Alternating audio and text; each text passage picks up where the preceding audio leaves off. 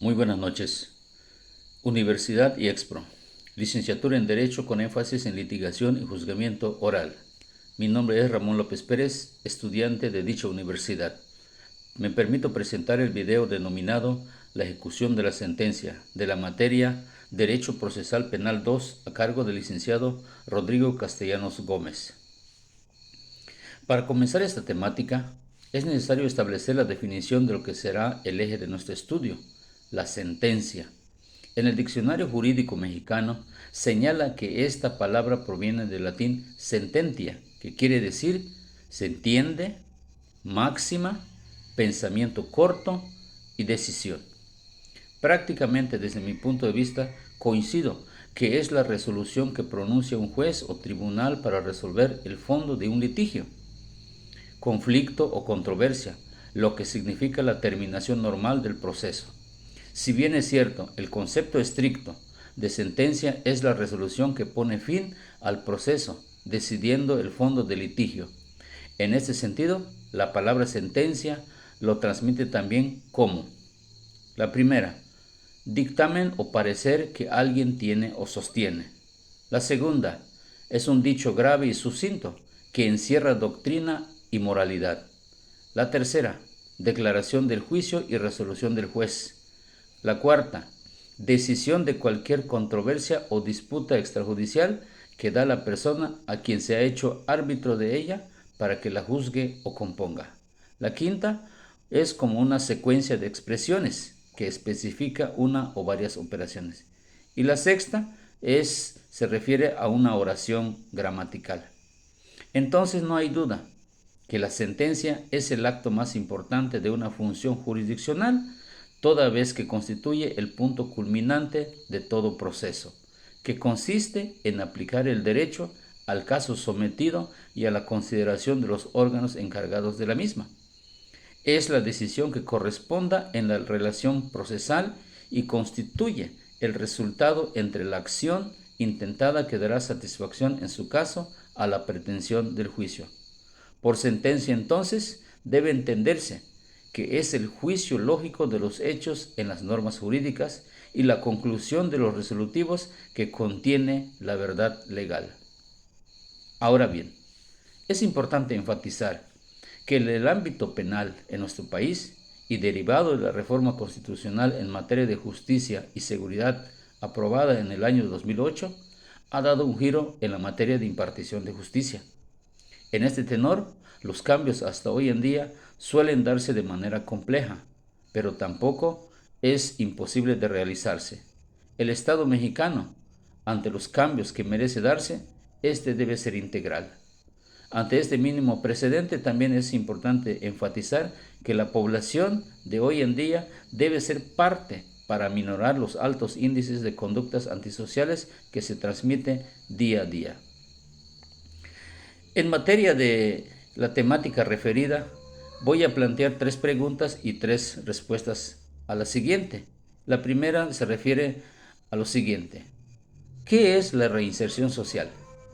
La reinserción social es entendida como un proceso sistemático de acciones orientado a favorecer la integración a la sociedad de una persona que ha vivido y ha sido privado de su libertad a causa de haber cometido un acto penal en un determinado lugar.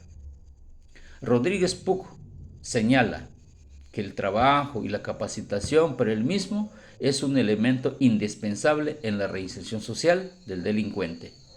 Al tener y entender este concepto, que significa desarrollar el carácter remodelador de conductas, es una herramienta necesaria en la readaptación y remodelación de las conductas para transformar la vida de la persona. Y desde este punto, entonces, se puede transformar y reintegrar a los sujetos con conductas antisociales en individuos con grandes posibilidades reales de readaptación después de haber pugnado una pena. Este es un asunto fundamental que se ha descuidado en los procedimientos y tratamientos que a cada recluso debiera proporcionársele. La prisión entonces opera más como una disocialización que una readaptación, cumpliendo el papel como prisionalización. Hoy en día es criticada la palabra readaptación social por su ineficacia, sin explicar por qué no es funcional. Lo lamentable es que predomina la privación de la libertad, considerándose como castigo ejemplar simple y sencillamente. La crítica a algunos puntos de vista, sin duda alguna, ha servido de elementos positivos. Inclusive, algunos opinan que una readaptación es sustitución de una reparación de daño. Muchas son las opiniones respecto al tema de lo que implica una reinserción social. Algunos opinan que se tienen sustentadas sus razones de actuación en base a nuestra Constitución. Desde luego que las carencias que hoy tiene es motivo de generar focos de corrupción, sobrepoblación, falta de personal capacitado para tal fin, violación de derechos humanos de los internos, baja participación de los internos en actividades laborales y educativas. Toda esta situación tiene que ver con una infraestructura y una política eficiente en bien de los detenidos. En ese sentido, la reforma del 2008, el proyecto establecido en este rubro se advierte que para atender a los detenidos, primeramente convenía regular el sistema penitenciario sobre la base del trabajo, la capacitación, la educación como medios de readaptación, traduciendo en garantía para quienes ingresen al sistema en la cual el Estado tiene la obligación de brindarles este medio para capacitarse. Es preciso citar entonces que este tema aún es controversia. La segunda pregunta se refiere a lo siguiente: ¿qué facultades tiene el juez de ejecución penal? En base al nuevo modelo del sistema penal acusatorio y oral, una de sus novedades es que ya no existe acusación detrás del acusado, como era en el sistema inquisitivo. Hoy en día, el papel del juez es la de procesar en base al derecho el debido proceso y de otros indicadores jurídicos. Por ello entonces, el defender una idea o una acción que se considere útil o adecuada es sin duda una de las intervenciones judiciales en la ejecución de las penas y como tal, como uno de los postulados del sistema penitenciario mexicano.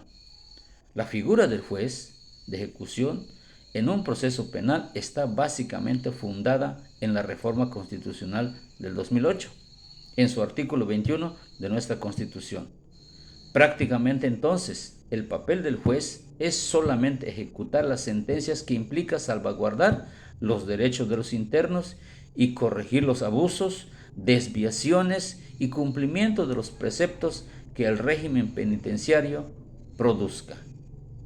Hoy en día, la ejecución penal se define como la actividad ordenada y fiscalizada por los órganos jurisdiccionales para lograr el cumplimiento de los títulos de ejecución y las sentencias firmes de condena dictadas en los procesos penales por ser facultades legalmente en orden para hacer cumplir los procedimientos en el fallo. El juez de ejecución es la autoridad jurisdiccional que controla la ejecución de la sentencia, valora el grado de inserción social del sentenciado, así como de sus derechos constitucionales, frente a los particulares y al Estado mismo. Esto lo indica en el artículo 18 constitucional.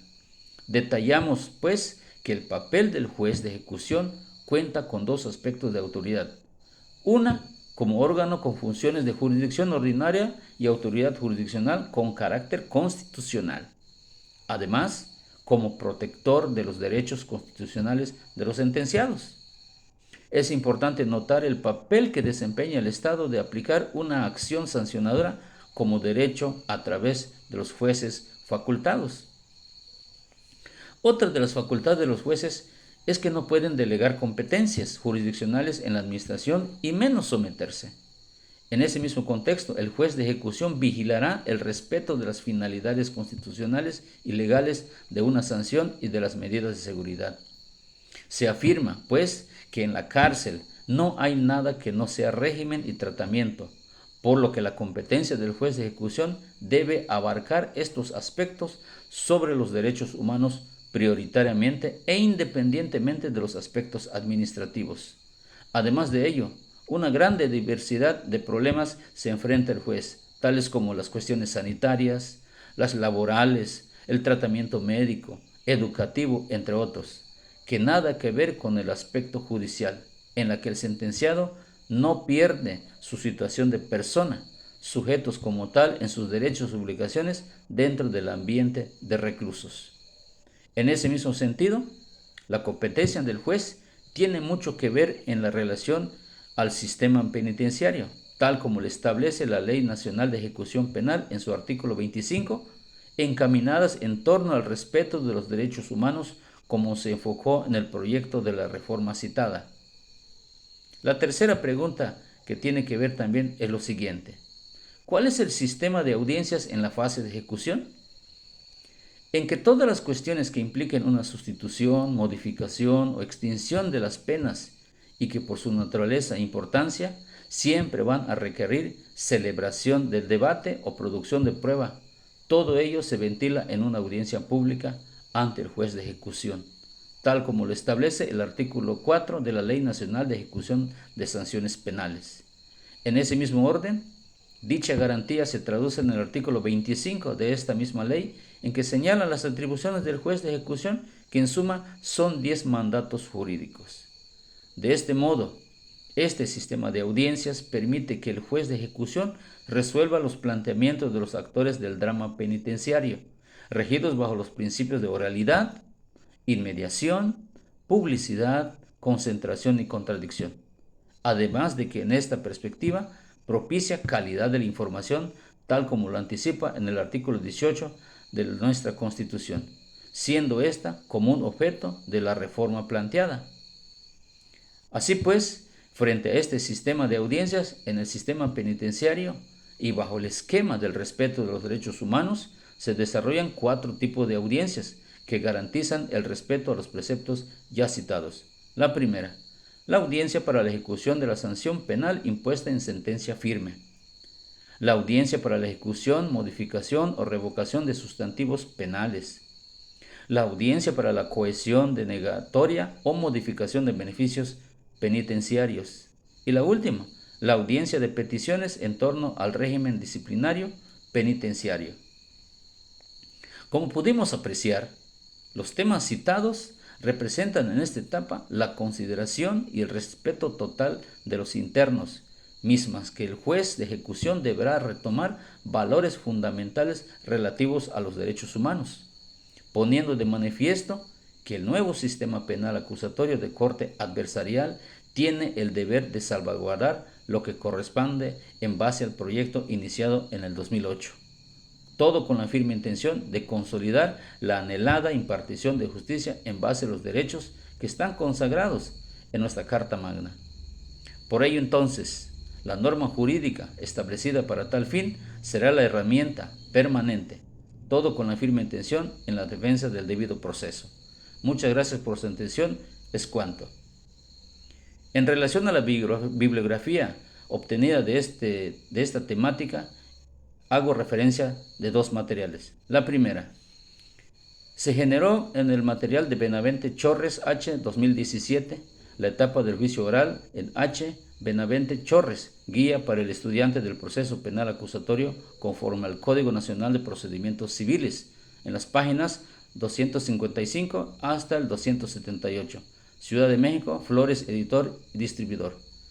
De la misma manera también obtuvimos información a través del material denominado Filosofía del Derecho, las sentencias sumario, en relación al link https://www.tfja.gov.mx. Muchas gracias por su atención.